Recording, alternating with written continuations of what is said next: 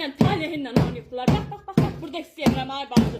Bu cadını o bu tilsimi, sənin qalan bədbəxt olsun diye cad eliflər, tilsim eliflər ay qız. Bismillahirrahmanirrahim. Bir kızın bəxtini, talihini qaratmaq üçün cad elirlər, tilsim elirlər. Bismillahirrahmanirrahim. Bak, burada istəyirəm ay qız. Bu cadını o bu tilsimi, buna bak ay Allah, dəhşətdir.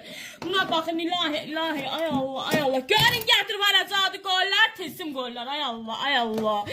Buna bakın ay Allah. Çarpmaq dolmuş. Ay Allah, senin babanın ömrü yarımçı olsun diye onu. Vay kız bu cadı tilsim, buna bakın ilahi. Çıkmırdı ay Allah, dəhşət. Bu kızımı eləmək üçün olunmuş cadı tilsimdi, buna bakın ilahi. Ay Allah. Görün insanlar nelerden meşguldu. Bir insanın hayatını neyle qaraldırlar, buna bakın. Ay kız kukul üzerine olunmuş cadıdır. Bu kızın bəxti talihi gülümüzü sevinmesin diye. Olunmuş cadı tilsimdi, buna bakın ilahi. Ay Allah. Düğünlere bak.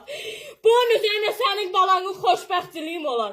Aile hayatı kurabilmesin diye olunmuş cadı tilsimdi. Ay Allah, şəklini görsən ay kız.